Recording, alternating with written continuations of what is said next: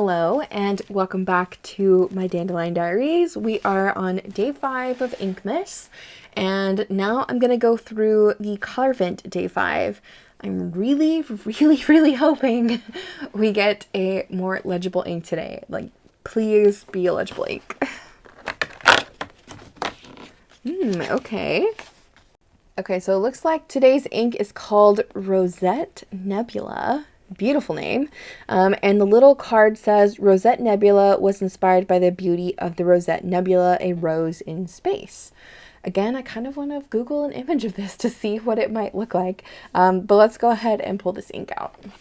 Okay, so it looks like we have another kind of standard looking ink here. I don't see any shimmer particles. And in the glass bottle, it does look a bit red. So I'm interested to see if it's more of a red or if it's more of a pink. But let's get to swatching and put that question to the test.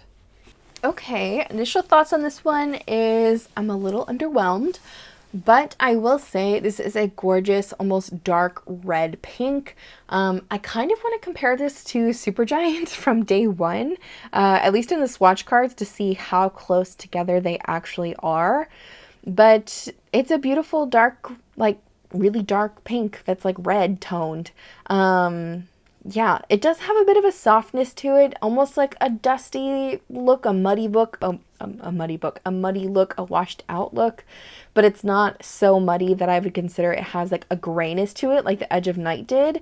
Yeah, I'm a little underwhelmed. I really am.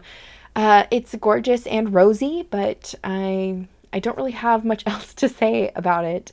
Yeah, I don't really have anything else I really want to say about it other than it is a nice kind of like darker red pink color. But let me compare it to what I have in my swatch book and see if I have anything similar. Maybe this is an ink I've never tried before and that's why I don't really have words for it. So let me do some comparisons. First off, let's compare Supergiant to the Rose Nebula. They're definitely different. I would definitely say Rose Nebula is a pink and Supergiant is a red firmly. So that's nice to see. But I'm going to go ahead and compare these to the swatches I have in my campus notebook here with the Sarasara paper. I'm going to do both reds and pinks and see, I guess, what we get that's similar. Also, the card is still a little bit wet and I'm trying not to smudge it and get it on my hands, but it's fine. So page 1 of the reds, nothing is really pulling my attention. Yeah, let's just keep pushing through these and see if I find anything that's really similar. Okay, it's kind of close to the base of Fiercel Press's Cabernet on the Lake, but Cabernet on the Lake has this rose gold shimmer. Let's see what else we got. Ooh, okay. It's actually very similar to Kaveco's Ruby Red in that it has that kind of pink undertone. I definitely think Ruby Red is much more saturated, so that's kind of cool to see. I really do enjoy Ruby Red by Kaveco because it does have that kind of pinkness to it. It's not just straight red. Nothing really speaking to me here. I'm hoping we're going to have a lot of luck in the pink category. I just wanted to see if I had anything really similar in the reds before I moved straight on to the pinks. But I don't really see too much, so let's just go straight into the pinks here. Okay, I'm actually surprised. I don't think I have anything quite like this. Okay. It's kind of close to Palette Iroshizuku's 𝗦𝘃𝗽𝗍, but 𝗦𝘃𝗽𝗍 is definitely much more vibrant. And it also has a kind of yellow chartreuse green type of sheen. It's also kind of close to Waringel's Dracula, but I would definitely say Dracula is, again, a lot more saturated, a lot more vibrant in color.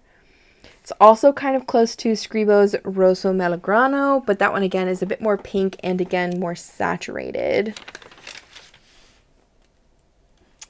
Yeah, I'm actually kind of surprised. I don't have hardly, yeah, I would say I don't really have anything that is quite this shade, which might be why I'm not, like, I guess, overwhelmed by it, because I don't usually reach for pinks.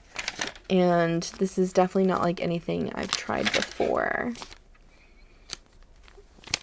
I think Kaweco's Ruby Red is the closest out of everything, but even then, I don't think it's close enough to really be a good comparison. So Colorverse yet again giving me an ink that I don't really have anything like in my collection. Surprise, surprise. And it's one that I'm not super wowed by, of course. And here we have the writing sample of the Rosette Nebula, and I have to say my mind is changed. So after writing with this for a full page, I absolutely love it. It is so pretty. Okay, so I feel like after I wrote with it for the paragraph or two or whatever this is from A Christmas Story, I was really surprised at the softness of it. Usually with pinks, they're very vibrant, very vivid in your face, but this one has that coziness to it. It's definitely a bit more of a, like a soft Valentine's pink kind of look, pink red. I don't know. There's something about it after writing with it that I really do enjoy. And the fact that I don't really have anything quite like this is another really big bonus for me, and that it's legible, and that it flows really well. Lots of really good points coming in with this one, and I'm happy with this after 2 days of an ink that I couldn't really write with, at least legibly. So yeah, I can't complain. I'm happy with it now after I've written with it for a page and really got the hang of the feel of this ink, and I do think it is gorgeous. And I think it's going to be probably in my currently inked for February, but we shall see. Anyways, let me know what you guys think about Rosette Nebula. Let me know if you are following along with the Colorvent this year too, and how you're doing with it so far. I think we have a need for a green, a yellow, or maybe a brown that actually looks brown and not gray, but that's just my 2 cents. All that being said, I hope you're having a great December so far. I hope you have a great rest of your day. I hope you're blessed, and I hope to see you also here tomorrow. Bye.